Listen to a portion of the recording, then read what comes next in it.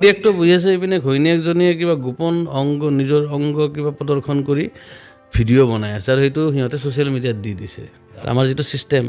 এই 1200 টকা এটা মাহৰ মূৰত দি দিয়ে তাতে মানুহ খুচ হৈ যায়, সেইটো হ'ল চামুচেৰে দিছে। কিন্তু বেলচা মাৰি আমাৰ পৰা কেনেকৈ প্ৰতিদিনে প্ৰতিটো বস্তুৰ দাম বাঢ়ি গৈ আছে। মানুহে এই প্ৰেক্টিকেল কথাটো বুজা নাই যে ইপিনে আমাৰ 1200 টকা দিছে, ইপিনে আমাৰ পৰা আকৌ 2400 টকা কিন্তু উলিয়াই লৈ গৈছে। ইলেকশ্যনত মানুহে ভোট খুজিব যাওঁতে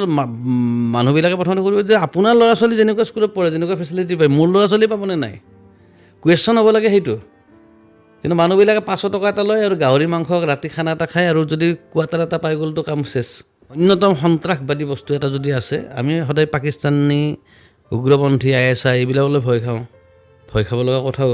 তাক আমি প্ৰতিৰোধ কৰিব লাগিব দেখোন নিৰাপত্তাৰ স্বাৰ্থত। কিন্তু এই ISIতকৈ খতৰনাক হ'ল যে এই চিৰিয়েলবিলাক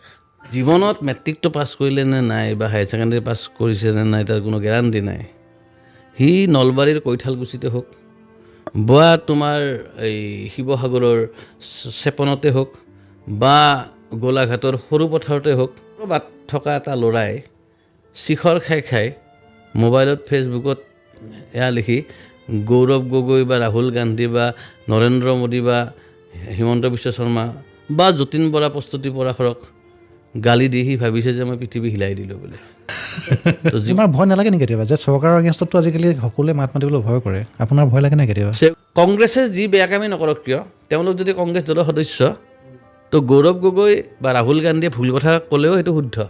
ৰাইজৰ দলৰ অখিল গগৈতকৈ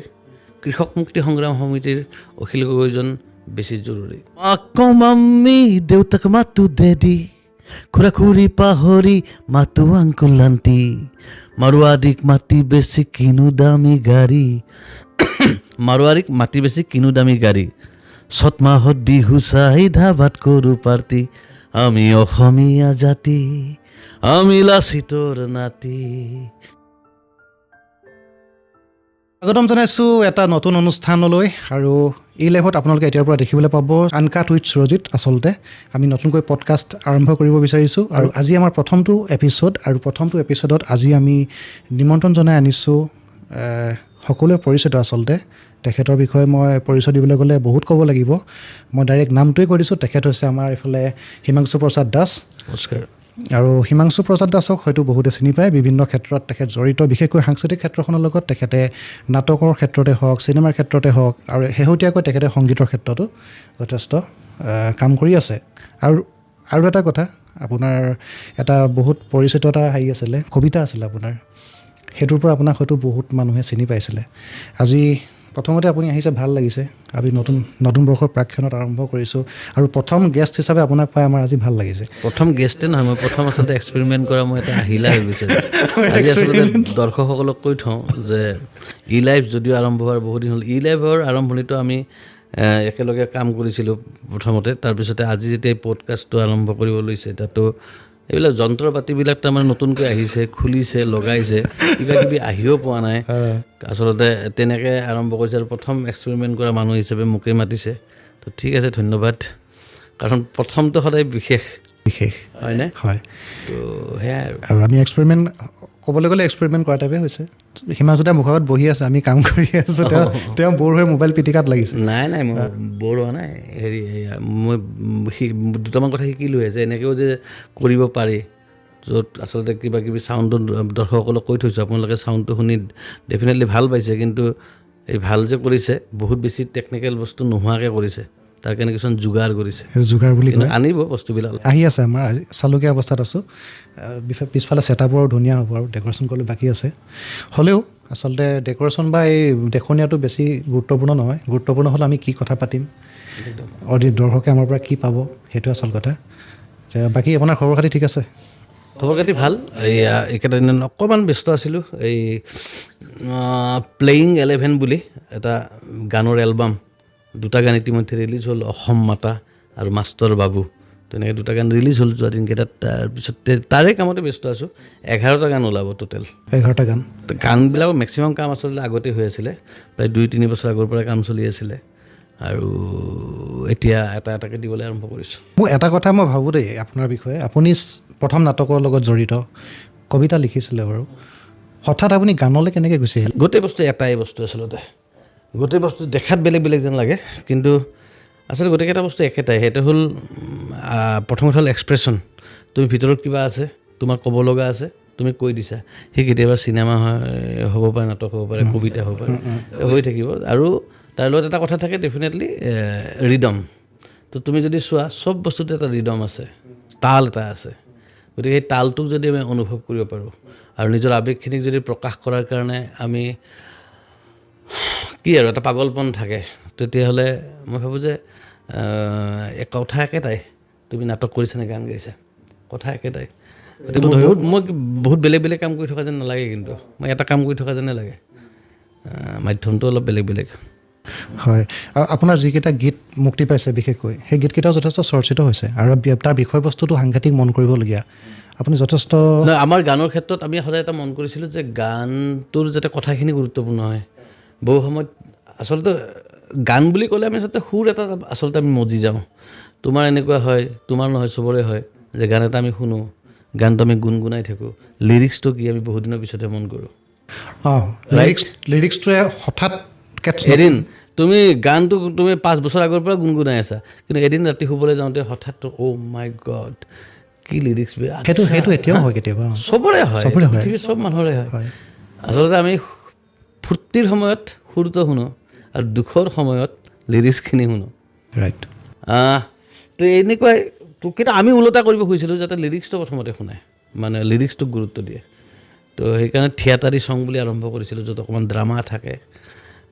গ্ৰুপ ৱৰ্ক থাকে তেনেকৈ আৰম্ভ কৰিছিলোঁ 2000 কিমান চনত 16 চনত 10 বছৰ হ'ল এই বছৰ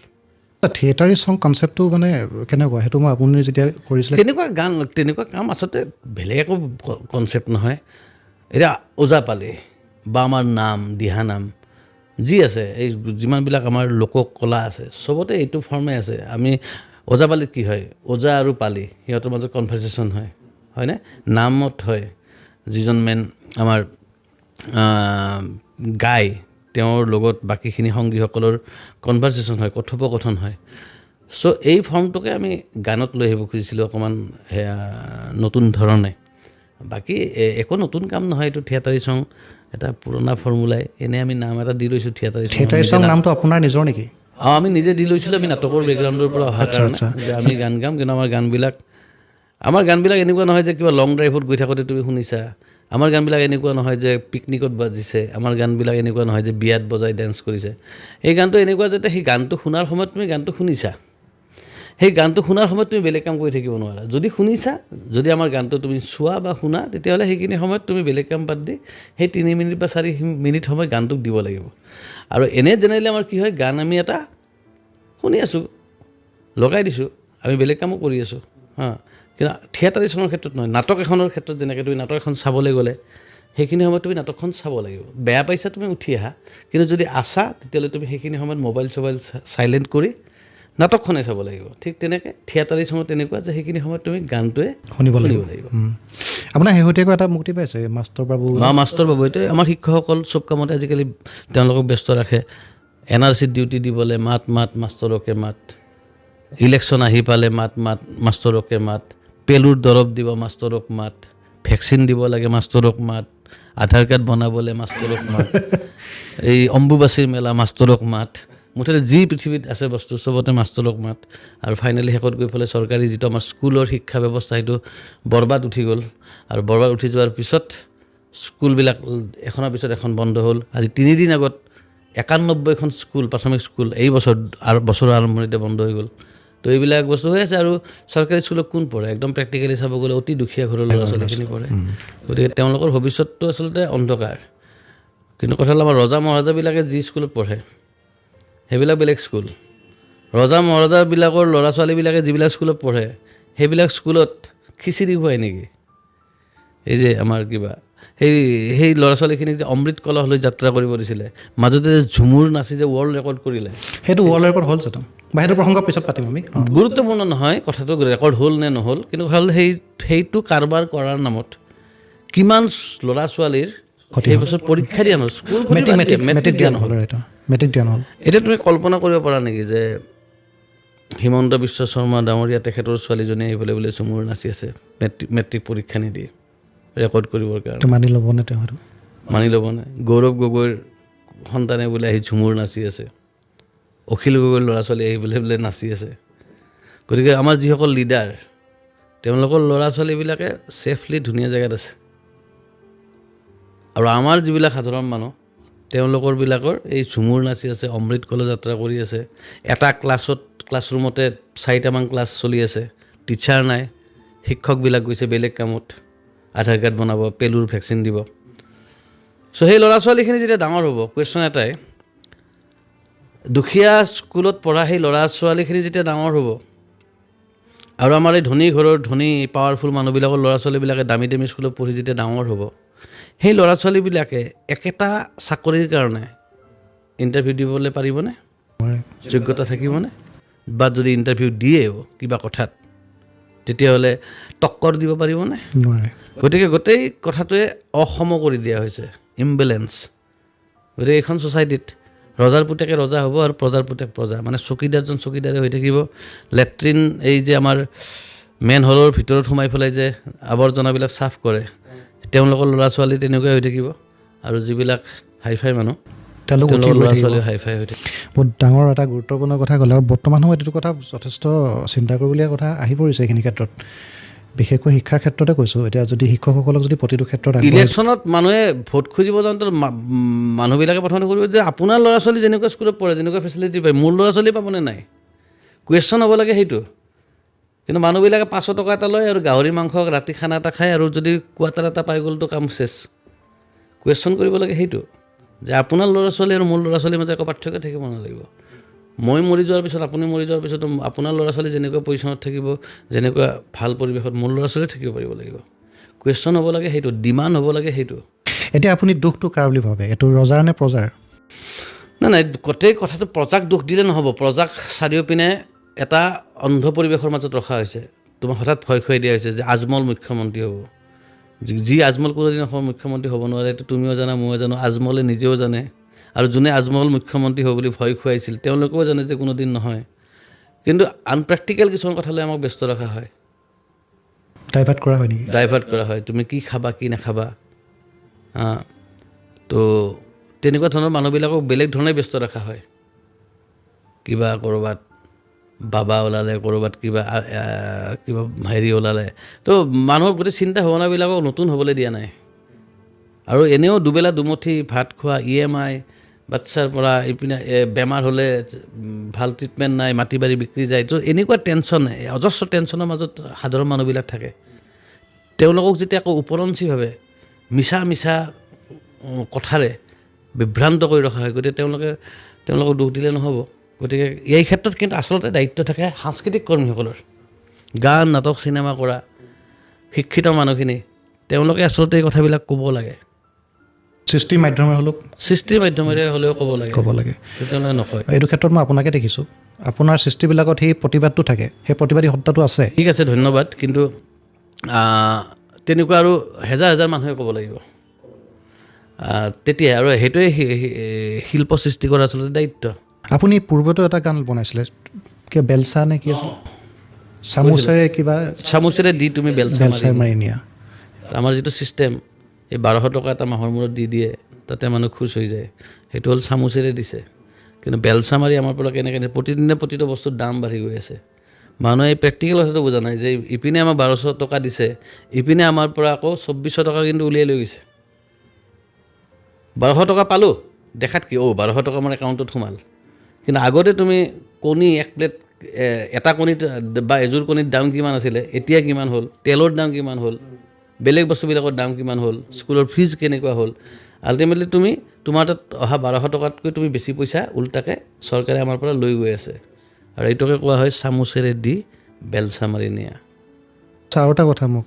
ধৰি লওক উন্নয়নৰ কথা যদি ক'বলৈ হয় যিহেতু চৰকাৰৰ কথাটো আহিছে প্ৰসংগটো উন্নয়নো নকৰা নহয় চৰকাৰে যথেষ্ট উন্নয়ন কৰিছে ডেফিনেটলি কোনখিনি ক্ষেত্ৰত পিছ পৰি আছে বুলি ভাবে আপুনি কোনখিনি ক্ষেত্ৰত গুৰুত্ব দিয়া উচিত বুলি ভাবে প্ৰথম যিটো কথাৰ পৰা আমি আৰম্ভ কৰিছোঁ শিক্ষা স্বাস্থ্য বেমাৰ হ'লে স্বাস্থ্যত তোমাৰ দেখাত বহুত ডাঙৰ হস্পিটেল আছে প্ৰতিখন জিলাত কিন্তু তাত ডক্টৰ আছে নে নাই সেইটো আমি চাব লাগিব তাত ঔষধ আছে নে নাই গতিকে আৰু কি অৱস্থাত চিকিৎসাধীন হৈ আছে ছেম একেটা কুৱেশ্যনে মই যদি কৰোঁ যে GMCত কোনোবা মন্ত্ৰী ঘৰৰ মানুহৰ বেমাৰ হ'লে GMCত চিকিৎসা কৰিব যাবনে? নাযায়। কিয় নাযায়? কাৰণ তাত গোটেই পৰিৱেশ পৰিস্থিতিবিলাক স্বাস্থ্যকৰ হৈ থকা নাই, ভাল হৈ থকা নাই, ঠিক আছে। গতিকে আচলতে মানুহক, আমাৰ সাধাৰণ মানুহ, যিকোনো মধ্যবিত্ত মানুহ এজনক তুমি ৰাস্তাত গৈ পেলাই সোধা, এই আমাৰ ষ্টুডিঅ'ৰ পৰা ওলাই গৈ তুমি ৰাস্তাত যিকোনো এজন মানুহক তুমি সোধা যে কিহক লৈ ভয় খায়, আমাৰ মেক্সিমাম মানুহ নিম্ন মধ্যবিত্ত পৰিয়ালৰ মানুহবিলাকে ভয় খাই থাকে বেমাৰ হ'লে কি হ'ব। জীয়াই থাকোঁতেতো দুখন হাতেৰে কিবা এটা কৰি ভাত খাম, কিন্তু বেমাৰ হ'লে কি হ'ব, ঠিক আছে। তো এই যে বেমাৰ হ'লে যাতে সকলোৱে ভাল উন্নত চিকিৎসা লাভ কৰিব পাৰে, সেইটো পৰিৱেশ আমাক লাগে, ভাল শিক্ষাৰ পৰিৱেশ আমাক লাগে। আৰু এই কথাটোক লৈ পেলাই আমি বাৰে 100 বাৰ 1000 বাৰ কোটি বাৰ আমি চবে ক'ব লাগে, কিন্তু সেইটো নকৰি পেলাই আমি বেলেগ কিবা বস্তু বিচাৰি, মই কৈছোঁৱে যে 500 টকা গাহৰিৰ মাংস আৰু কোৱাটাৰ এটা, সেইখিনিত আমাৰ ডিমাণ্ডটো শেষ কৰি থৈ দিছোঁ। আমি নিজে নিজৰ মূল্যটো কমাই দিয়াৰ দৰে হৈছে। মূল্য কমোৱা বুলি নকয়, এইটো মূল্য নকয়, তোমাৰ মূল্য থাকিলে সেইটো নহয় আচলতে। এইটোৱে তোমাৰ সন্মুখত আছিল, তাৰমানে কি ইপিনে তোমাৰ তাতে এটা বাকচত তোমাৰ কোটি টকা ভৰি আছিলে আৰু এটা বাকচত খুচুৰা পইচা কেইটামান আছিলে, তুমি খুচুৰা পইচা থকা বাকচটো লৈছা, অৰ্থাৎ তুমি কোটি টকা থকা বেগটো ল'ব পাৰিলা হয়। সেইখিনিতে আমাৰ আছে ভুল, সকলোৰে আছে, আৰু সকলোৱে ভুলবোৰ শুধৰণি হ'লেহে আচলতে ডেভেলপবিলাক হ'ব। আমাৰ চবৰে গান গোৱা শিল্পীবিলাকৰ পৰা আৰম্ভ কৰি চিনেমা কৰা আমাৰ মানুহবিলাক, নাটক কৰা মানুহবিলাক, বা চিৰিয়েলবিলাকত কি দেখাই থাকে, শাহু বোৱাৰীৰ কাজিয়া, পৃথিৱীত তাতকৈ ডাঙৰ যেন আৰু সমস্যাই নাই। অন্যতম সন্ত্ৰাসবাদী বস্তু এটা যদি আছে, আমি সদায় পাকিস্তানী উগ্ৰপন্থী ISI এইবিলাকলৈ ভয় খাওঁ, ভয় খাব লগা কথাও, তাক আমি প্ৰতিৰোধ কৰিব লাগিব দেখোন নিৰাপত্তাৰ স্বাৰ্থত। কিন্তু এই ISIতকৈ খতৰনাক হ'ল যে এই চিৰিয়েলবিলাক, এইবিলাক প্ৰতিদিনে আমাৰ মানুহৰ ঘৰে ঘৰে বাজি থাকে, আৰু সেই চিৰিয়েলবিলাকে মানুহক কেৱল এটা শিক্ষাই দিয়ে যে ঈৰ্ষা কৰিব লাগে, হিংসা কৰিব লাগে, ঠিক আছে, তাতকৈ আৰু বেলেগ শিক্ষা নিদিয়ে। গতিকে ISIতকৈও ভয়ংকৰ বস্তু হ'ল আমাৰ এই চিৰিয়েলবিলাক, অসমীয়া চিৰিয়েল, চব নহয়, তাৰ মাজত কিছুমান খুব ভাল চিৰিয়েল আছে, কিন্তু মেক্সিমাম চিৰিয়েলে হ'ল এনেকৈ গুপ্তঘাতক, ঘৰত ড্ৰয়িং ৰুমত আহি হাজিৰ হৈ আছে। ISIটো পাকিস্তানৰ কি সীমা পাৰ হৈ আহিব লাগিব গোপনে, চিৰিয়েলখনটো তোমাৰ ড্ৰয়িং ৰুমত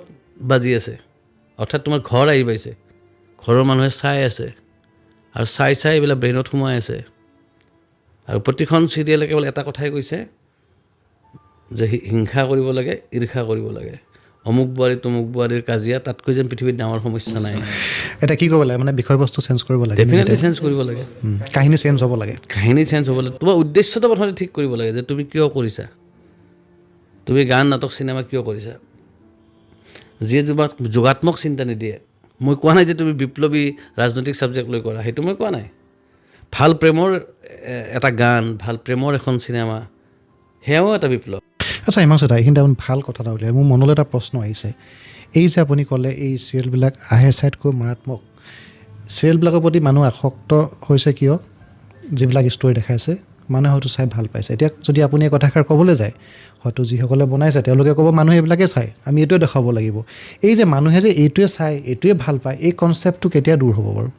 মানুহে এইটোৱে চাই বুলি আমি ভাবি লৈছোঁ এইটো কথা। মানুহে আৰু কি চাব পাৰে তাক লৈ আমি চিন্তাই কৰা নাই, সেইটো আমাৰ দুৰ্বলতা। আমাৰ নিজৰ ক্ৰিয়েটৰ হিচাপে আমাৰ নিজৰ দুৰ্বলতাটো আমি দৰ্শকক ক'বলৈ গৈ লাভ নাই। আমি কি ষ্টাইলত নাটক কৰোঁ যে মানুহে এইটোৱে চায়, মানুহে আৰু বহুত বেলেগ চাব পাৰে, দেখুৱাব লাগিব, সেইটো আমি দেখুৱাব পৰা নাই। সেইটো আমাৰ নিজৰ অসমৰ্থতা, নিজৰ অসমৰ্থতাটো থাকিবৰ কাৰণে আমি দৰ্শকক দোষ দিব যোৱাটো এটা মূৰ্খামি। সেইটো হয়। ভাল ছাবজেক্ট কিয় নাচাব, মানুহে চাব, সেই পৰিৱেশ আমি ৰচনা কৰিব লাগিব। বাচ্ছা এটাক যদি আমি কওঁ সিটো চকলেট চিপছ এইবিলাক খাইতো ভাল পাওঁ বুলি ক'বই ন, কিন্তু তাৰ খাদ্যাভ্যাসটো চেঞ্জ কৰাৰ দায়িত্বটো পিতৃ মাতৃ হিচাপে অভিভাৱকৰ। একদম ঠিক। সেইটোৱে, তাকো বেলেগ যে সোৱাদ, বেলেগতো যে সোৱাদ পায় তাক খুৱাব লাগিব, কৰিব লাগিব সেইটো। ঠিকে কৈছে, ভাল কথা ক'লে।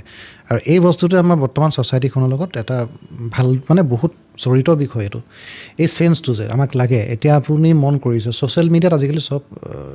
ব্যস্ত, অধিকাংশ লোক আজিকালি ছ'চিয়েল মিডিয়াতে ব্যস্ত হৈ থাকে। যিবিলাক নেগেটিভ আৰু এনেকুৱা লাগে আপোনাৰ কেতিয়াবা ফিল হয়নে যে মানুহবিলাকে যেন সদায় কিবা নেগেটিভ এটা বিচাৰি ফুৰে নিগেটিভ হৈছে আৰু পাগল হোৱা যেন লাগি যায় মানুহবিলাক কি যে হৈছে আৰু সদায় যেন কিবা এটা ইছ্যু বিচাৰি থাকে মানুহবিলাকে লাগে ইপিনে গিৰিয়েকটো বহি আছে ইপিনে ঘৈণীয়েকজনীয়ে কিবা গোপন অংগ নিজৰ অংগ কিবা প্ৰদৰ্শন কৰি ভিডিঅ' বনাই আছে আৰু সেইটো সিহঁতে ছ'চিয়েল মিডিয়াত দি দিছে পাগল হোৱা যেন লাগে এখন পাগলৰ পৃথিৱীত থকা যেন লাগে তো মানুহ তাৰমানে ভাইৰেল হোৱাৰ কাৰণে কিবা তাৰ পৰা দুপইচা কিবা পায় নে নাপায় নাজানো মই তো সেই কাৰণে পইচা পোৱাৰ কাৰণে বা বিখ্যাত হোৱাৰ কাৰণে মানুহ এনেকৈ তাৰমানে এটা পৰ্যায়ত নামি যাব পৰা হৈছে যা তা যি টি চ' আৰু বাকী এই যিটো তুমি ক'লা নিগেটিভিটি মানুহে যে ছ'চিয়েল মিডিয়াত খুব বেয়া বেয়াকৈ কথা কয় ইজনে সিজনক গালি দিয়ে এইটো আচলতে এটা ভৰিখন পায় নেকি নাপায় ন অঁ তাৰমানে মোৰ মোজাটো অলপ লেতেৰা হৈ আছে সেইকাৰণে কৈছোঁ চ' তাৰ কাৰণটো কি বুলি ভাবোঁ যে পাৰ্চনেল জীৱনত মানুহবিলাক ভীষণ অসুখী ব্যক্তিগত জীৱনত বিভিন্ন কাৰণত অভাৱ অনাটন হা মই চিনেমা ডিৰেক্টৰ ছাপ'জ মই স্ক্ৰিপ্ট লিখি ৰেডি কিন্তু মই প্ৰডিউচাৰ পোৱা নাই অ'কে তোমাৰ চাগৰ এই পডকাষ্টত তোমাৰ আৰু কিবা কিবি ইকুইপমেণ্টছ কিনিব লগা আছে কিনিব পৰা নাই ঠিক আছে ক'ৰবাত EMI লাগি আছে হেন লাগি আছে তেন লাগি আছে তো এটা ভীষণ ধৰণৰ এটা অসুখী জীৱন থাকে তাৰপিছত ফেচবুকত গৈ আমি দেখি থাকোঁ আৰু এখন বেলেগ পৃথিৱী কোনোবাই আজি কি এইটো বহুত দামী যে কফি পাই যে ষ্টাৰবাক্সত গৈ কফি খাই তোমাৰ লগৰে দুজনমানে দি দিছে ফটো কোনোবাই অৰুণাচলত গৈ পেলাই তাতে একদম হেৰিৰ মাজত এনেকৈ পাহাৰত এনেকৈ হাত দুখন মেলি পেলাই ফটো এখন আপলোড দিছে এইবিলাক দেখিছা সেইবিলাক দেখিছা ইপিনে তোমাৰ নাই ইপিনে তোমাৰ লাইফটোত ঘেন ঘেন পেন পেন ইপিনে কোনোবাই আকৌ বিৰাট এনজয় কৰিছে এইবিলাকে জীৱনটো ইমান বেছি আমাক মানে কষ্ট দি দিয়ে আৰু তাৰপিছত তুমি হঠাৎ দেখিলা কাৰোবাৰ এজনক দিলা তুমি গালি পাৰি বেয়াকৈ যা তাৰ মানে তাক কোন হয় কি হয় তোমাৰ মেটাৰ নকৰে আৰু সিও ভাবি আছে মই ফালি দিছোঁ আজি মই হিমন্ত বিশ্ব শৰ্মাক ফালি দিছোঁ আজি মই যতীন বৰাক দিছোঁ আজি মই কিবা অখিল গগৈক দিছোঁ মানে বুজি পাইছানে আৰু সি ভাবিলে যে মই ফালি দিলোঁ দুনীয়াখন তাৰ ফালত তাৰ সেই ফালি দিয়াটো হিমন্ত বিশ্বৰো একো নোমডাল ক্ষতি কৰা নাই নকৰে হা যতীন বৰাৰো কৰা নাই কিন্তু সি কিন্তু ভাবিছে শিখৰ এনেকৈ গুটখা খাই খাই কেনেকৈ পেলাই পেলাই সি লেকচাৰ মাৰি আছে যে মই আজি অসম মানে মেইন মানুহ বুলি আৰু সেইটো তাৰ ছেটিছফেকশ্যন সেইটো লৈ সুখ আৰু নিজৰ ক্ষোভখিনি উজাৰিলে মানে খংটো অলপ বাহিৰ হ'ল আৰু জীৱনত মেট্ৰিকটো পাছ কৰিলে নে নাই বা হায়াৰ ছেকেণ্ডেৰী পাছ কৰিছে নে নাই তাৰ কোনো গেৰাণ্টি নাই সি নলবাৰীৰ কৈঠালকুছিতে হওক বা তোমাৰ এই শিৱসাগৰৰ চেপনতে হওক বা গোলাঘাটৰ সৰু পথাৰতে হওক ঠিক আছে বা বৰপেটাৰ জনিয়াতে হওক ক'ৰবাত থকা এটা ল'ৰাই শিখৰ খাই খাই মোবাইলত ফেচবুকত এয়া লিখি গৌৰৱ গগৈ বা ৰাহুল গান্ধী বা নৰেন্দ্ৰ মোদী বা হিমন্ত বিশ্ব শৰ্মা বা যতীন বৰা প্ৰস্তুতি পৰাশৰক গালি দি সি ভাবিছে যে মই পৃথিৱী হিলাই দিলোঁ বুলি তো জীৱনৰ সমস্ত নোহোৱাৰ জীৱনৰ সমস্ত নোপোৱাৰ বেদনাবিলাক আচলতে এইবিলাক এনেকৈ প্ৰকাশ কৰে তাতকৈ বেলেগ একো নহয় আৰু এয়া আমি এটা কথা মই কৈছোঁৱে যে এই ছ'চিয়েল মিডিয়াই ক'ব নোৱাৰাকৈ আমাক তুলনাৰ পৃথিৱী এখনত লৈ গৈ থাকে বাৰে বাৰে এখন পৃথিৱীলৈ লৈ গৈছে তুলনাৰ পৃথিৱী তুলনাৰ মানে এনেকুৱাও হয় তুমি ভাবিছিলা আজি দিনটো আৰামছে ঘৰত শুই থাকিম আৰামছে শুই থাকিম দিনটো আজি অৰ্থাৎ এনেকৈ শুই থকাৰ মাজতে মোবাইলটো তুমি উলিয়াই পেলাই এনেকৈ ফেচবুক বা ইনষ্টাগ্ৰামটো খুলি তাৰপিছত দেখিলা এই হিমাংশুহঁত আৰু লগত তোমাৰ 2-3জন দেখোন শ্বিলং গৈছে তুমি ভাবিছিলা যে দিনটো শুই থাকিব ইহঁত শ্বিলং গৈ পালে মই এতিয়া কেনেকৈ ৰৈ থাকোঁ ঠিক আছে তো ময়ো যাব লাগিল তো এনেকুৱা ধৰণৰ এটা কম্পিটিশ্যনত আমাক লৈ যায় আৰু যিটোত তুমি পাৰা চাপ'জ শ্বিলংটো তুমি এফৰ্ডেবল তুমি পাৰা আৰু যিটোত নোৱাৰা সেইটোতো তোমাৰ ফ্ৰাষ্ট্ৰেশ্যন এটা থাকি গ'ল ন নোৱাৰিলেও ফ্ৰাষ্ট্ৰেশ্যন এটা হৈ যায় আকৌ এটা চাপ এটা হেঁচামেই ধৰে যে মোৰ পৰা নাই কিয় পৰা নাই সেইটো হৈ যায় আচলতে আমাক ছ'চিয়েল মিডিয়াত যিমান পজিটিভ দিশত আগবঢ়াই নিছে সিমান কিন্তু আমাক নিগেটিভ ক্ষেত্ৰত আমাক এফেক্টো কৰিছে বহুত কৰিছে আচ্ছা আপুনি যে ইমান সাহসী গানবিলাক লিখি থাকে সাধাৰণতে আজিকালিতো চৰকাৰৰ এগেইনষ্টত কথা ক'বলৈ বহুতেই ভয় কৰে আপুনি ক'লে এতিয়া শিল্পীসকলে সাংস্কৃতিক কৰ্মীসকলে এইবিলাক ক্ষেত্ৰত মাত মাতিব লাগে। আপুনি মাত মাতিছে, আপুনি ধৰি লওক এজনে ক'লে চামুচেৰে দি বেলচাৰে নিয়াৰ কথা ক'লে, এতিয়া মাষ্টৰ বাবু আহিছে শেহতীয়াকৈ, যথেষ্ট চৰ্চিত গানৰ কথাখিনি যথেষ্ট প্ৰাসংগিক যিখিনি লিখিছে। এতিয়া আপোনাৰ ভয় নালাগে নেকি কেতিয়াবা যে চৰকাৰৰ এগেইনষ্টতো আজিকালি সকলোৱে মাত মাতিবলৈ ভয় কৰে, আপোনাৰ ভয় লাগে নে কেতিয়াবা? চেগুয়েভাৰাৰ এটা বিখ্যাত বাক্য আছে, তেওঁ কৈছিলে মই সেই সকল মানুহৰো সমাধি দেখা পাইছোঁ যিসকলে মৃত্যুৰ ভয়ত প্ৰতিবাদ নকৰাকৈ আছিল অন্যায় দেখিও। অৰ্থাৎ আজি তুমি অন্যায়ৰ প্ৰতিবাদ কৰিলেও এদিন তুমি গুলি খাই মৰিবা, নতুবা তুমি নৰ্মেল তোমাৰ ডেথ এটা সময়ত মৰিবাই। আৰু যোনে মৰাৰ ভয়ত এইবিলাক বাদ প্ৰতিবাদ একো কৰা নাছিলে, চুপচাপ ঘৰত গৈছে, ভাত খাইছে, শুইছে, দুনিয়াত দেখিও নেদেখা ভাওজুৰি আৰামছে কাণত থোপা দি পেলাই শুই আছে, সেই মানুহজনো এদিন মৰিব। তো এনেও এই পৃথিৱীখনত তুমি গোটেই জীৱন থাকিম মই ইয়াতে, তেনেকৈ কোনোবাই আহিছে নেকি? তাৰ পাৰিব নেকি? আচ্ছা, মই 200 বছৰ জীয়াই থাকিলোঁ, কিন্তু তুমি মোক চৰ্ত দিলা যে হিমুদা আপুনি 200 বছৰ জীয়াই থাকিব, পইচাৰ আকাল নাই, যি খাব পায় তাকে খাব পাৰিব, ধুনীয়া বিচনাত শুব, আপোনাক কিন্তু আপুনি চিনেমা কৰিব নোৱাৰে, আপুনি গান কৰিব নোৱাৰে, আপুনি কবিতা লিখিব নোৱাৰে। বাকী আপোনাক মই ইউৰোপ টুৰত লৈ যাম, কিবাত লৈ যাম, আপোনাৰ মুঠতে জিন্দগী মই যি বিচাৰে তাকে কৰি দিম, কিন্তু চৰ্ত এটাই যে আপুনি গান, নাটক, চিনেমা এইবিলাক কৰিব নোৱাৰিব। আচ্ছা, তেনেকৈ মই 200 বছৰ জীয়াই থাকিলোঁ, তো মোৰ সেই 200 বছৰ জীয়াই থকাৰ কিবা অৰ্থ থাকিল জানো? এলাহ লাগিবগৈ আপোনাৰ? এলাহ লাগিব, কিবা লাগিব, কি থাকিলে মিনিংটো? একোৱেই নাই। তো মোৰ কাম হ'ল এই পৃথিৱীত শেষ মুহূৰ্তলৈকে থকালৈকে গান, নাটক, চিনেমা কৰা। আৰু গান, নাটক, চিনেমা কৰাই শেষ কথা নহয়, যে মই অনুভৱ কৰা কথাটো এক্সপ্ৰেছ কৰা। যদি সেইটো মই নকৰোঁ, অৰ্থাৎ মই দেখিছোঁ যে এইটো কিবা এটা মোৰ বেয়া লাগিছে, মোৰ এই বেয়া লগাটোত যদি মই প্ৰতিবাদ নকৰাকৈ মই চুপচাপ, কেতিয়াবা মই তেনেকৈ থাকি চাইছোঁ, দেখিছোঁ যে এইটো মিনিংলেছ। আৰু এনেকৈ আৰু অলপ মানুহৰ মই ভাবোঁ যে সকলোৱে এইটো মাত মাতা, সেইকাৰণে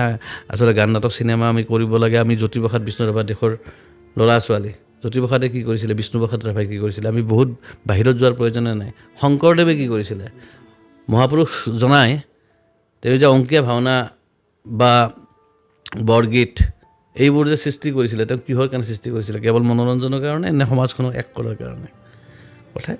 আৰু মোৰ কোনো শত্ৰু বা বন্ধুৰ কথা নাই, মোৰ কাৰণে এটাই ৰাজনৈতিক দল, আৰু সেই ৰাজনৈতিক দলটোৰ নাম হ'ল ভাৰতবৰ্ষ। কোনো বিজেপি, কংগ্ৰেছ, এজিপিত নাই। মই এজন খুব গোড়া অসমীয়া, ঠিক আছে, মই অসমীয়া জাতিটোক মই ভাল পাওঁ, ভাৰতবৰ্ষ নামৰ দেশখনক মই ভাল পাওঁ। গতিকে মোৰ যদি পাৰ্টি, মোৰ যদি পলিটিকেল কিবা দল আছে, তেতিয়াহ'লে সেই দলটোৰ নাম হ'ল ভাৰতবৰ্ষ বা অসম, ঠিক আছে। আৰু সেই কামটো কৰিব যাওঁতে মই কংগ্ৰেছ, এজিপি, বিজেপি, কিবা XYZ যিমান ৰাজনৈতিক দল আছে, এই দলবিলাকৰ লগত মোৰ কোনো কথা নাই। আৰু আচলতে আমি প্ৰত্যেকে, তুমি, মই, চবে আচলতে আমি আচলতে ভাৰতবৰ্ষৰ প্ৰতি আমি লয়েল হোৱা উচিত, আমি অসমৰ প্ৰতি দায়বদ্ধ হোৱা উচিত, কোনো ৰাজনৈতিক দলৰ প্ৰতি নহয়। যদি এই কামটোৱে দেশখনৰ বা ৰাজ্যখনৰ ভাল কৰিছে তেতিয়াহ'লে ৱেলকাম, যদি বেয়া কৰিছে তেতিয়াহ'লে নাকচ। কিন্তু আমাৰ মানুহবিলাক কি, কংগ্ৰেছে যি বেয়া কামেই নকৰক কিয়, তেওঁলোক যদি কংগ্ৰেছ দলৰ সদস্য, তো গৌৰৱ গগৈ বা ৰাহুল গান্ধীয়ে ভুল কথা ক'লেও সেইটো শুদ্ধ। ঠিক তেনেকৈ বিজেপিৰ কেইজনৰ কি, বেয়া কাম কৰিলেও বিজেপিৰ কিবা এটা তেওঁলোকৰ সিদ্ধান্তই যদি দেশৰ ক্ষতি কৰিছে, বা নৰেন্দ্ৰ মোদী বা হিমন্ত বিশ্ব ডাঙৰীয়াৰ যদি কিবা এটা কথা ভুল, সেইটো জনাৰ পিছতো তেওঁলোকে তাৰ প্ৰতিবাদ নকৰে, কাৰণ তেওঁলোক বিজেপিৰ সদস্য। গতিকে এইবিলাক মিনিংলেছ কথা, তেওঁলোক আচলতে প্ৰকৃত দেশপ্ৰেমিক নহয়, কথা এইটোৱে। এতিয়া আপোনাৰ বহুতে ক'ব বিচাৰে, আপুনি যেতিয়া চৰকাৰক সমালোচনা কৰে আপুনি কংগ্ৰেছৰ সমৰ্থক বুলি বহুতে ক'ব বিচাৰে। সেইটো নিয়মে, মানুহবিলাক সহজ উপায়, তোমাক দবাই দিয়াৰ, তোমাক ঠাণ্ডা কৰি দিয়াৰ, তোমাক ডিফেম কৰাৰ বা তোমাক ডাইভাৰ্ট কৰাৰ কথাটোৰ সেইটো সহজ উপায়। মই এইটো কৰিলে, এতিয়া আমি কিছুমান তেতিয়া ছ'চিয়েল মিডিয়া ইমান যুগ নাছিলে, কিন্তু পেপাৰ পত্ৰ পঢ়া মানুহবিলাকে জানে যে আমি ছাপ'জ যেনে এক্সাম্পল, যেনে বিগ ডেম, বৃহৎ নদী বান্ধ, তাৰ বিৰুদ্ধে আমি সাংস্কৃতিক প্ৰতিবাদ কৰিছিলোঁ। মই নিজে এখনতো ডাঙৰ প্ৰতিবাদী এটা হেৰিত গৈছিলোঁ, য'ত ৰাজনাথ সিং আহিছিলে বিজেপিৰ, তেতিয়া তেওঁলোক ক্ষমতাত নাছিলে, তেতিয়া তেওঁলোক কিহৰ বিৰুদ্ধে আছিলে, বৃহৎ নদী বান্ধত তেওঁলোকে বিৰুদ্ধে আছিলে বিজেপিয়ে। আৰু কংগ্ৰেছে তেতিয়া উঠি পৰি লাগিছিল বৃহৎ নদী বান্ধ বনাবলৈ। পিছত চৰকাৰ চেঞ্জ হ'ল, বিজেপি আহিল ক্ষমতাত, এতিয়া বিজেপিয়ে বৃহৎ নদীবান্ধ নিৰ্মাণ কৰিব গৈ আছে। আৰু আমি তেতিয়াও তাৰ বিৰুদ্ধে আছিলোঁ, এতিয়াও আমি তাৰ বিৰুদ্ধে। অৰ্থাৎ আমি লয়েল জাতিটোৰ প্ৰতি, দেশখনৰ প্ৰতি, কোনো দলৰ প্ৰতি নহয়। গতিকে বিজেপিৰ দিনত কংগ্ৰেছ ক্ষমতাত থাকোঁতে নদীবান্ধ বেয়া, আকৌ নিজে যেতিয়া ক্ষমতাত আহিলে হঠাৎ ৰাতিৰ ভিতৰতে নদীবান্ধটো ভাল হৈ গ'ল। এইবিলাক কি কথা, ইমান ইণ্টাৰেষ্টিং কথা আমি বুজি নাপাওঁ কথাটোৱে। ৰাজনীতিৰ বিষয়টো আপোনাৰ কেনেকুৱা লাগে? আপোনাৰ ৰাজনীতিৰ প্ৰতি ৰাজনীতি তুমি মই চবেই জড়িত। যোনে কয় যে মই ৰাজনীতিবিলাক বেয়া পাওঁ ভাল পাওঁ, সেইটো এটা ৰাজনীতি। প্ৰতিটো ক্ষেত্ৰতে ৰাজনীতি আছে। তুমি ভাত খাবা, পিন্ধিবা, তুমি চাকৰি পাবা নে নোপোৱা, তুমি কাইলৈ বেংকৰ পৰা লোন পাবা নে নোপোৱা, ঠিক আছে, এই গোটেই কথাবিলাক, তোমাৰ বেমাৰ হ'লে কি চিকিৎসা হ'ব, এই গোটেইবিলাক কথা ৰাজনীতিৰ অংশ। গতিকে যদি যিয়ে ৰাজনীতি মানে কেৱল লালু প্ৰসাদ যাদৱ, ছোনিয়া গান্ধী নহয়, মানে হাগ্ৰামা মহিলাৰী বা কিবা, সেইটোৱে ৰাজনীতি নহয়। ৰাজনীতিৰ অৰ্থটো বিশাল, জীৱন জীৱিকা, তুমি যে জীয়াই আছা এটা ছিষ্টেমৰ মাজত, এই গোটেইবিলাক বস্তু ৰাজনীতিৰ অংশ। ৰাজনীতি নাথাকিলে আগুৱাই যাবও নোৱাৰে কোনো। নাই, এইটো নাথাকিলে বুলি ক'বই নোৱাৰা। এতিয়া ছাপ'জ থাকিবই লাগিব। এতিয়া গছে জিৰণি ল'লেও যেনেকৈ তাৰমানে বতাহ দিয়েই, ঠিক আছে, ঠিক তেনেকৈ এখন সমাজ মানে তাত ৰাজনীতি আছে, সেয়াই আৰু। যিহেতু ৰাজনীতিৰ কথা পাতি আছোঁ, ৰাজনীতিৰ প্ৰসংগটো বেছি দীঘলীয়া নকৰোঁ। চিনেমালৈ আহিম, বেছি দীঘল হৈ গৈছে। হ'লেও দুটা কথা সুধিম। মুখ্যমন্ত্ৰী হিচাপে এতিয়া হিমন্ত বিশ্ব শৰ্মাই যথেষ্ট কাম কৰিছে বুলি কয়, কৰি আছে বাৰু, উন্নয়ন হৈছে, ৰাস্তা পদূলি ভাল হৈছে। আপুনি কিমান সুখী তেখেতৰ মুখ্যমন্ত্ৰী কাৰ্যকালত? তেখেত কিমান সফল হৈছে বুলি ভাবে? অসমৰ তেওঁ আটাইতকৈ সুদক্ষ কৰ্মঠ বুদ্ধিয়ক মানুহ বুলি তেওঁক কোৱা হয়, আৰু সেইটো হয়, তাত কোনো সন্দেহ নাই। কিন্তু মোৰ এটা প্ৰশ্ন, ইমান শক্তিশালী ক্ষমতাশালী বুদ্ধিয়ক দূৰদৃষ্টি সম্পন্ন এজন মানুহ থকাৰ পিছত তেওঁৰ শাসনকালতে অসমৰ চৰকাৰী শিক্ষা ইমান অধপতনে কিয় গ'ল? কংগ্ৰেছৰ দিনতো তেওঁ শিক্ষামন্ত্ৰী আছিলে, বিজেপিৰ প্ৰথম শাসনকালতো আছিলে, তাৰপিছততো তেওঁ এতিয়া মুখ্য মানুহজন, 5 বছৰ সম্পূৰ্ণ হ'ব। তেওঁৰ দিনততো আচলতে ওলোটা হ'ব লাগিছিলে। চৰকাৰী বিদ্যালয়বিলাক প্ৰাইভেট স্কুলৰ, এই দিল্লী পাব্লিক স্কুল বা কিবা মহৰ্ষি বিদ্যা মন্দিৰ, এইবিলাকতকৈ হাইফাই হ'ব লাগিছিলে, ওলোটা হ'ল। হাইফাই হৈছে, খাবলৈ দিছে স্কুলত, চাইকেল দিছে, কিন্তু মেইন কামটো এতিয়া মেইন কামটো যিটো আছিল পঢ়া শুনা, তো সেইটো কামটো নহ'ল। তো গতিকে মই সেইটোৱে এটা কুৱেশ্যন মাৰ্ক মোৰ জাগে। এতিয়া মাননীয় প্ৰধানমন্ত্ৰী নৰেন্দ্ৰ মোদী ডাঙৰীয়া, তেওঁক কোৱা হয় সুদক্ষ, বহুত শক্তিশালী এজন প্ৰধানমন্ত্ৰী। কিন্তু তেওঁ যদি আটাইতকৈ শক্তিশালী প্ৰধানমন্ত্ৰী, তেওঁৰ দিনত আচলতে BSNL, তোমাৰ BSNL কানেকশ্যন আছে মোবাইলত? তো মেক্সিমাম মানুহৰতো BSNL কানেকশ্যন নাই, জিঅ' আছে। তো তেওঁ আচলতে তেওঁৰ শাসনকালত, তেওঁ যিটোকে ভাৰতবৰ্ষ নিজৰ এটা স্বদেশী অৰ্থনীতিৰ কথা কৈ থাকে, তো তেওঁৰ দিনত আচলতে BSNL হ'ব লাগিছিল নাম্বাৰ 1। সেইটোৱে কৈছোঁ, কিন্তু হ'ল জিঅ'। কিয়? ডাঙৰ প্ৰশ্ন। সেই কিয়টো আমাৰ সাধাৰণ মানুহে বুজি নাপায়। আৰু দ্বিতীয় কথা, আজি BSNLৰ আপুনি ক'লে, BSNL যেনেকৈ ফোন লগালে আপুনি যদি ক'ৰবাত যে হ'ল আৰু নেটৱৰ্ক নাই মানে, কিন্তু জিঅ'টো এটা অন্ধবিশ্বাস বাৰু। জিঅ'টো 5G বুলি নে কিবা বুলি যে কয়, সেইটো এটা অন্ধবিশ্বাস। কিমান ঠাইত পায়, কিমান কি নেটৱৰ্ক, যি নহওক তেনেকুৱা অন্ধবিশ্বাসৰ আমিও বলি হৈ আছোঁ। মোৰো জিঅ'য়ে আছে। আচলতে আপোনাৰ এটা ডাঙৰ টুপি কাৰবাৰ আচলতে আজিকালি ক'ব পাৰি আৰু টুপি বুলি। এতিয়া ঠিক আছে, চিনেমা আৰু এটা কথা সুধিব লাগিব আপোনাক মই। এতিয়া হিমন্ত বিশ্ব শৰ্মাক লৈ ধৰি লওক যথেষ্ট এতিয়া চৰ্চা হৈ আছে, বিভিন্ন কথা বতৰাত তেখেত বিতৰ্কিতমূলক কেতিয়াবা কথাও কয়, চৰ্চাত আহে। বিৰোধী ক্ষেত্ৰত কৈছোঁ মই, এতিয়া ধৰি লওক মুখ্যমন্ত্ৰীৰ কাৰণে যদি হিমন্ত বিশ্ব শৰ্মা যদি কেনেবাকৈ মুখ্যমন্ত্ৰী হ'ব নোৱাৰে, নেক্সট CM কোনজন প্ৰাৰ্থীক আপুনি দেখে ভাল, যে তেওঁ যোগ্য, যে কিবা এটা কৰিব পাৰিব, তেওঁ কাক দেখে? এজনো নাই। গোটেই বস্তু, এই গোটেই যিমান কেইজন আছে গোটেইবিলাকক এই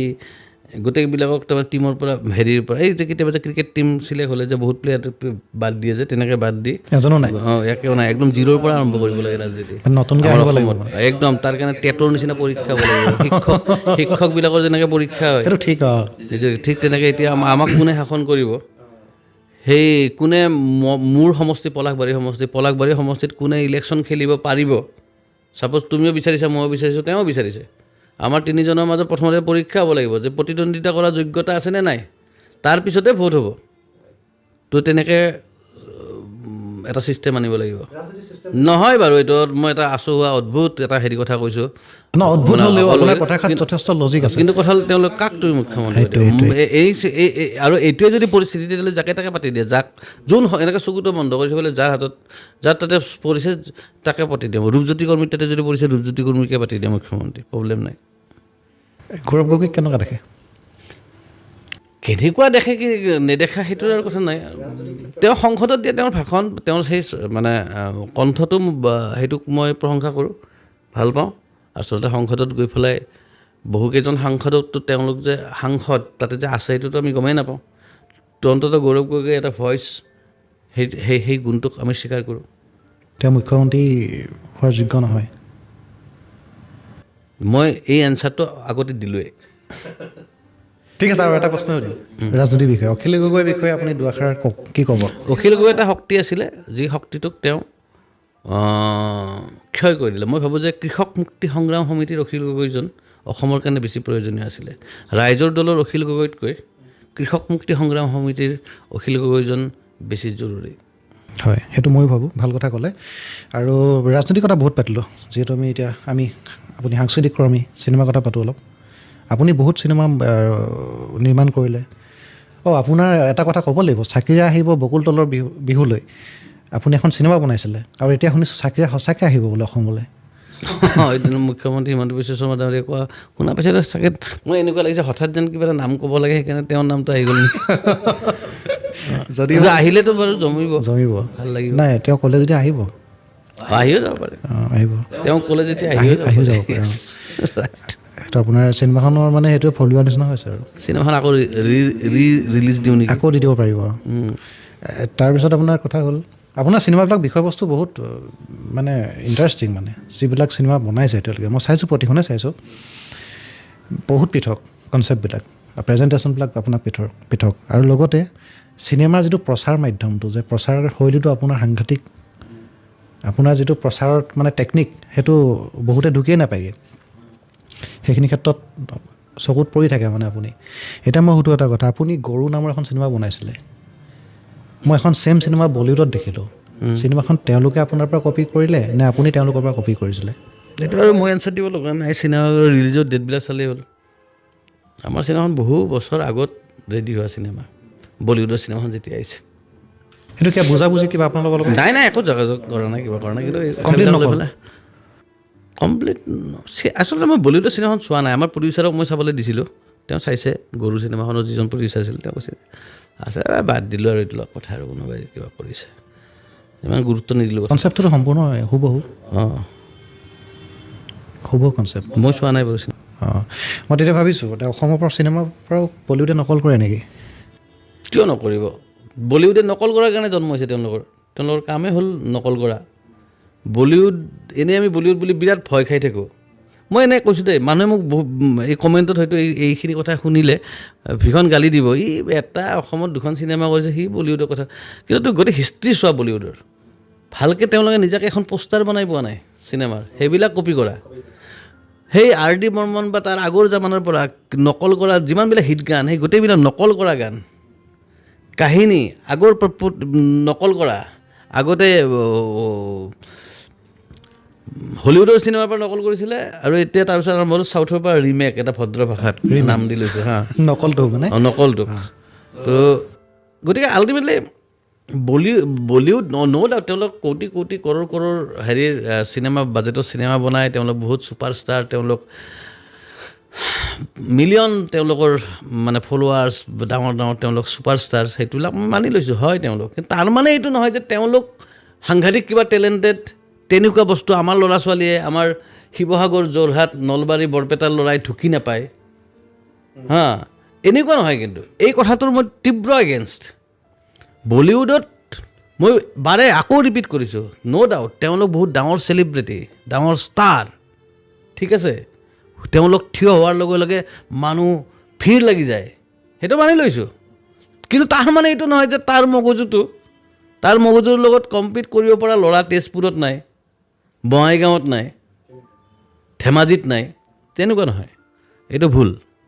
গতিকে বলিউডক ইমান কিবা ভয় কৰি তেওঁলোকক মূৰৰ ওপৰত তুলি থোৱাৰ একো প্ৰয়োজন নাই আমাৰ ল'ৰা ছোৱালী আছে ভালকৈ তেওঁলোকক অলপ মৰম অলপ উৎসাহ অলপ সহযোগ কৰিলে আমাৰ ল'ৰা ছোৱালীয়েও খেল দেখাই দিব পাৰিব বুলি মই সদায় ভাবোঁ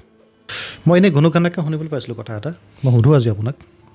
আপুনি যিহেতু ৰাজনীতিৰ কথা কওঁতে আপুনি ক'লে প্ৰতিটো ক্ষেত্ৰতে ৰাজনীতি থাকে চিনেমাতো ৰাজনীতি আছে আপোনাৰ এখন শেহতীয়াকৈ মুক্তি পোৱা চিনেমাত কিছু ৰাজনীতি সোমাইছে বুলি শুনিবলৈ পাইছিলোঁ কোনখন জয় হনুমান সেইটো বিষয়ে অলপ ক'ব নেকি কেনেকুৱা কি ৰাজনীতি হৈছিলে একো ৰাজনীতি নাই জয় হনুমান নামটো ভাবিলে যে এতিয়া হনুমানক অপমান কৰিছোঁ প্ৰভু হনুমানক হনুমান নামটো কিয় আছিলে কি আছিলে এইটো এটা বেলেগ চিনেমাখন চোৱা মানুহখিনি গম পায় তো এতিয়া আজিকালি বহুতে ভাবে যে প্ৰভু হনুমান যদি সঁচাকৈ পৃথিৱীত আছে এই বিশ্ব ব্ৰহ্মাণ্ডত আছে প্ৰভু হনুমানক ৰক্ষা কৰাৰ কাৰণে তোমাৰ প্ৰয়োজন আছে নেকি তোমাক ৰক্ষা কৰিব হনুমানে তুমি ৰক্ষা কৰাৰ প্ৰয়োজন নাই ইমান তুমি টেনশ্যন ল'ব নালাগে তুমি তোমাৰ কাম কৰি থাকা তোমাৰ এই পডকাষ্ট তোমাৰ ই লাইফ এইটো তুমি চলাই থাকা হনুমানজীয়ে নিজক কেনেকৈ ৰক্ষা কৰিব লাগে ব্ৰহ্মাণ্ডৰ আটাইতকৈ শক্তিশালী পৱন পুত্ৰ হনুমানজীক সুৰজিতে বচাব নালাগে হিমাংশু প্ৰসাদ দাসে বচাব নালাগে তেওঁৰ অস্তিত্ব তোমাৰ মোৰ ক্ষতি কৰাৰো আমাৰ সামৰ্থ্য নাই আৰু তেওঁক সেই ক্ষতিৰ পৰা ৰক্ষা কৰিব পৰাও সামৰ্থ্য আমাৰ নাই আচ্ছা এটা কথাই পাতিব লাগিব দেই যিটো বস্তুৱে বলিউডকো যথেষ্ট অসুবিধাত পেলাইছিলে সমস্যাত পেলাইছিলে বলিউডো শেষ হৈ গৈছিলে আজি কিছুদিন আগলৈকে এই যে হঠাৎ আপুনি যিটো ক'লে ধৰ্মীয় প্ৰেম এই ধৰ্মীয় প্ৰেমটোৱে এই বস্তুটো যেতিয়া চিনেমাত হওক বা এনেকুৱা সংগীতত হওক এই জগতখনত যেতিয়া সোমাই পৰে এইটো ক্ষতি কৰিব পাৰে নেকি বয়কট গেঙৰ কথা কৈছে নেকি হয় বয়কট গেঙৰ কথাই কৈছোঁ এইটো বলিউডত দেখিবলৈ পোৱা গৈছে শেহতীয়াকৈ আমাৰ অসমতো আহিছে লাহেকৈ বয়কট সাময়িকভাৱে এইবিলাক কথা কেতিয়াবা সফল হয় অৰ্থাৎ কাৰোবাক ক্ষতি কৰিব পাৰি কিন্তু মই ভাবোঁ যে লং টাইমত এইটো কেতিয়াও নোৱাৰে কিছুমান বস্তু আছে পৃথিৱীত কবৰৰ পৰা হ'লেও খান্দি উলিয়াব মানুহে ঠিক আছে আৰু কিছুমান বস্তু মানুহে আজি বিৰাট মূৰৰ ওপৰত উঠাই থাকিব পাৰে যি পাহৰি গ'ল আৰু গ'ল আকৌ কিছুমান বস্তু থাকে ইতিহাসৰ পৰা হ'লেও বিচাৰি উলিয়াব গতিকে ক্ষতি কৰে আৰু এইটো নিগেটিভ কথা মই আচলতে মই ভাবোঁ যে গণতান্ত্ৰিক দেশখনত চবকে চব ধৰণে কথা কোৱাৰ অধিকাৰ দিব লাগে মই নিজে বহুতকেইখন খুব মানে হিংসাত্মক প্ৰপাগাণ্ডা চিনেমা নিজে কিন্তু মই দৰ্শক হিচাপে চাব গৈছোঁ মই ভাল পাইছোঁ বেয়া পাইছোঁ ডাঙৰ কথা নহয় কোনোবাই তেনেকৈ কিবা এটা কৰিব কৰিছে ঠিক তেনেকৈ তুমি তোমাৰ কথাটো কোৱাৰ কাৰণে যদি মই তোমাক অধিকাৰ দিওঁ মোকো মোৰ কথাটো কোৱাৰ কাৰণে অধিকাৰ দিব লাগিব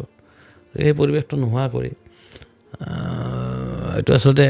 নাজানো আৰু কি কথা কিন্তু মই ভাবোঁ যে এইবিলাক বেছিদিন সফল নহয়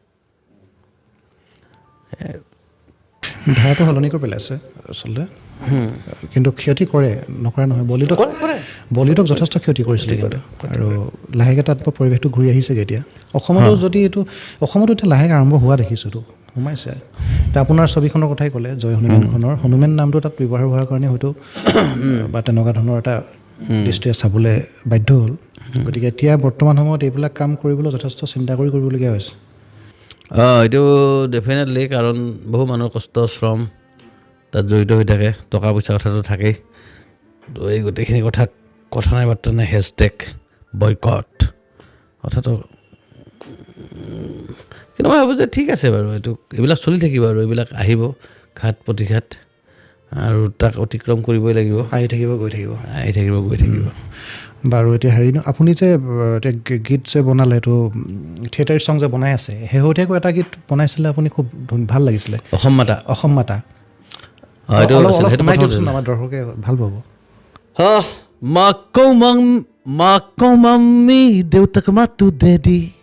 খুৰা খুৰী পাহৰি মাতো আংকুল আণ্টি মাৰোৱাৰীক মাটি বেছি কিনো দামী গাড়ী চ'ত মাহত বিহু চাই ধাবাত কৰোঁ পাৰ্টি আমি অসমীয়া জাতি আমি লাচিতৰ নাতি আমি অসমীয়া জাতি কি শিয়াল খেদো আমি হালেৰি নিজৰ ল'ৰাই নিচিনে অসমীয়া আখৰ বিহাৰীয়ে হিন্দী ক'লে লাগে আমাৰ জগৰ আমি নিজে অসমীয়া নাজানো নিজৰ ল'ৰা ছোৱালী নাজানে কিন্তু কোনোবা বিহাৰী যদি হিন্দীত কথা কয় সেইখিনি সময়ত তাক দুটা থাপ্পৰ মাৰি পেলাই এই অসমীয়া মে বল বুলি আমি গালি দিওঁ অসমত ক'ব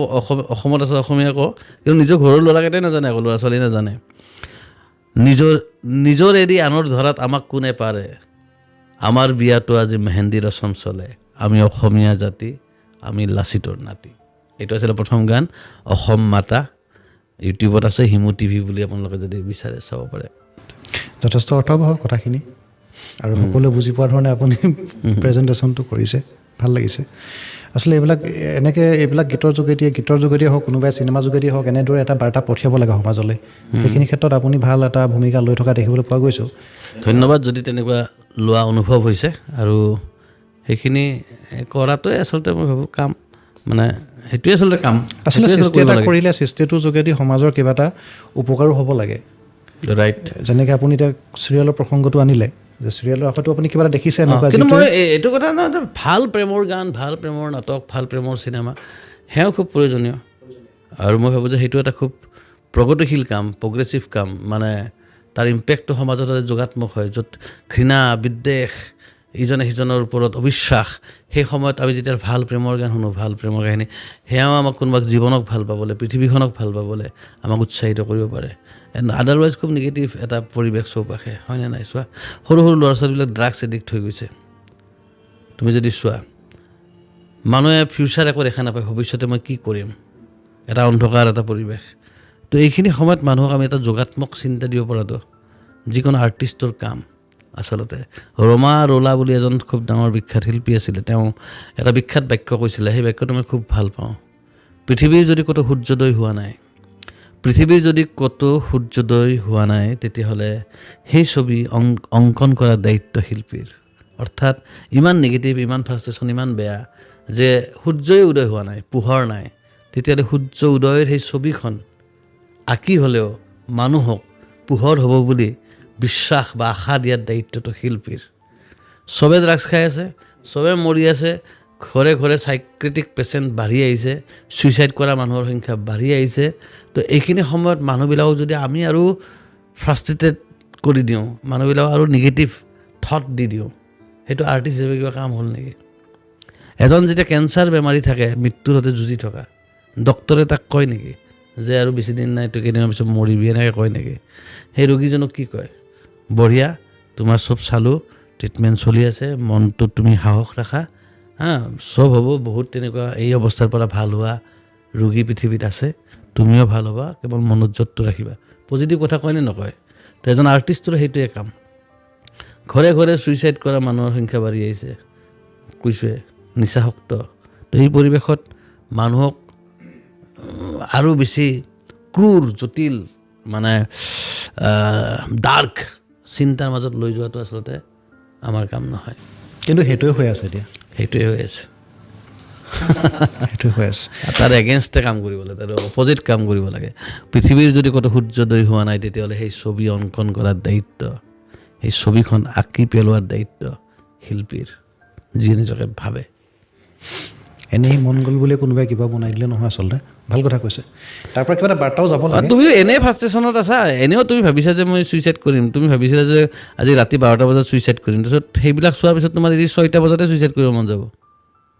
তাৰ উল্টাই হ'ব লাগে তুমি ছুইচাইড কৰিম বুলি ভাবি আছিলা কিন্তু সেইখন চোৱাৰ পিছত তোমাৰ মনটো উল্টা হৈ যাব লাগে নহয় বে আকৌ এবাৰ যুঁজি চাম কিয় মৰিম যুঁজিম সেইটো চিন্তা তোমাক দিয়াটো মোৰ দায়িত্ব নে তুমি মই আৰু মৰিমেই নেকি এনেকৈ ভাবি আছিলা তোমাক আকৌ এই মৰ সোনকালে মৰ আজিয়ে মৰ এনেকৈ তোমাক উৎসাহিত কৰাটো কাম নে উল্টা এই সুৰজিত কি কৈছ নোৱাৰ চাচোন চা এনেওতো মৰিবি এটা সময়ত আছ যেতিয়ালৈকে এবাৰ লাগিছা দেখা যাব যি হ'ব হাৰিবিহে কি হ'ব পৃথিৱীত বহুত মানুহে হাৰিছে তয়ো হাৰিবি কি হ'ল এবাৰ যুঁজিছা চালা বঢ়িয়া এইটোৱে হ'ল আমাৰ ভাল কথা কৈছে জীৱন জিন্দাবাদ আৰু আজিৰ ডেটত সেই কথাষাৰ প্ৰত্যেকে নিজে নিজক ক'ব লাগে আপুনি কোৱাৰ কথাষাৰ জীৱন জীৱন জিন্দাবাদ ভাল কথা কৈছে আৰু আপোনাৰ কথাবিলাকত বিৰাট পজিটিভিটি থাকে ভাল লাগে শেষত আমি বেছি দীঘল নকৰোঁ বহুত দীঘল হৈছোঁ বহুত কথা পাতিছোঁ আৰু তথাপি এটা কথা সুধিব লাগিব অসমীয়া চিনেমাৰ ভৱিষ্যত কি দেখিছে এতিয়া ভাল বৰ্তমান চব ভাল হ'ব মানে কিবা এটা হ'ব গৈ আছে এটা বেলেগ হেৰি মমেণ্টত আছে ভাল ভাল ল'ৰা ছোৱালী ওলাই আহিছে নতুন জেনেৰেশ্যনত টেলেণ্টেড এক্টৰ ৰাইটাৰ ডিৰেক্টৰ চব নতুন টেলেণ্ট ওলাই আহিছে চবৰে সন্মিলিত প্ৰচেষ্টাত ভাল হ'ব আৰু এটা কথা নুসুধিলে অলপ আধৰুৱা হৈ থাকিব বোলো জুবিন দা যিহেতু অসমীয়া চিনেমাৰ কাৰণে যথেষ্টখিনি কৰি গ'ল আজিতো তেখেত নাই মই বিশেষ তেখেতৰ কথা পাতিব এইটো কাৰণে বিচৰা নাই মানে মনলৈ আনিব বিচৰা নাই ইমানকৈ আৰু চবেই জানেই যিহেতু তথাপি এই কথাষাৰ চিনেমাৰ কথাৰ লগত জড়িত কাৰণে মই সুধিছোঁ তেখেতে অসমীয়া চিনেমাৰ কাৰণে কিন্তু বহুত কৰিলে ৰাইট মিছন চাইনাৰ পৰা ষ্টাৰ্ট কৰি অসমীয়া চিনেমাৰ এটা যুগ আৰম্ভ হৈছে before mission China and after mission চাইনাই কৰা আটাইতকৈ ডাঙৰ যোগাত্মক অসমীয়া চিনেমাৰ ক্ষেত্ৰত কামটোৱে হ'ল যে মিছন চাইনাই দেখাই দিলে যে অসমত কিমান পৰিমাণৰ দৰ্শক আছে কিমান পৰিমাণৰলৈকে পইচা চিনেমা এখনে ইনকাম কৰিব পাৰে আৰু কিমান বাজেট আমি ইচ্ছা কৰিলে খৰচ কৰিব পাৰোঁ তো এনেকুৱা ধৰণৰ নতুন এখন দুৱাৰ মুকলি কৰি দিছিলে সেয়া জুবিন গাৰ্গে গতিকে তেখেতৰ ওচৰত অসমীয়া চিনেমা ইণ্ডাষ্ট্ৰী সদায় ঋণী হৈ থাকিব লাগিব কাৰণ সেই দুৱাৰখন খুলি দিয়া মানুহজন আছিলে জুবিন গাৰ্গ এতিয়া বাকীসকলৰ দায়িত্ব বাঢ়ি গৈছে এতিয়া ডেফিনেটলি আৰু সেইটোৱে এজনৰ পিছত এজনে বস্তুটো আগবঢ়াই লৈ গৈ থাকিব লাগিব এই ইতিহাস এই নিয়ম গতিকে জুবিন দাই কৰিব পৰাখিনি তেওঁ কৰি থৈ গ'ল ইয়াৰ পিছত সেই পৰ্যায়ত ডেফিনেটলি জুবিন গাৰ্গে কিন্তু তথাপিও চবে লগ লাগি সেই যাত্ৰাটো অব্যাহত ৰাখিব লাগিব বেছি দীঘল নকৰোঁ আপোনাৰ শেষত আৰু এটা থিয়েটাৰ চং শুনাই দিওঁ আমাৰ দৰ্শকক আমি কম আমাৰ কথা আমাৰো আছে ক'ব লগা আমি কম আমাৰ কথা আমাৰো আছে ক'ব লগা আমাৰ মুখত তোমাৰ জিভা আছে বুলি কিয় ভাবিছা আমাৰ মুখত তোমাৰ জিভা আছে বুলি কিয় ভাবিছা কিয় ভাবিছা কিয় ভাবিছা কিয় ভাবিছা বহুত ধুনীয়া মোৰ এটা ৰিকুৱেষ্ট মাষ্টৰ বাবুটো এবাৰ শুনাই দিম মাষ্টৰ বাবু মাষ্টৰ নেহে তুমি মাটিত তলৰ আলু মাষ্টৰ বাবু মাল হৈ টপকিলা ক'ৰ পৰা বাৰু NRC ডিউটি দিবলে মাত মাষ্টৰক মাত নিৰ্বাচন আহি পালে মাত মাষ্টৰক মাত আধাৰ কাৰ্ড বনাবলে মাষ্টৰক মাত পেলুৰ দৰৱ দিব মাষ্টৰক মাত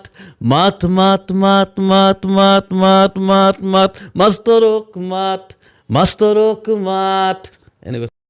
বঢ়িয়া কি ক'লে আলু কৈছিলে মাষ্টৰ নে তুমি মাটিত তলৰ আলু চব কামত যে তেওঁ ব্যৱহাৰ কৰে তই ধুনীয়া লাইন পালে কিন্তু এইটো হৈ গ'ল বেছি নাপাতো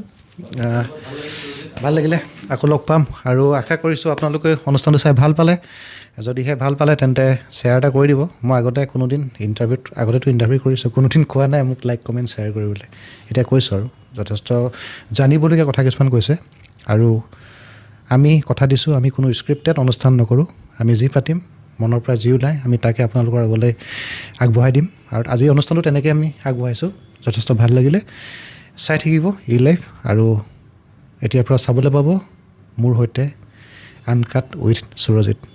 ধন্যবাদ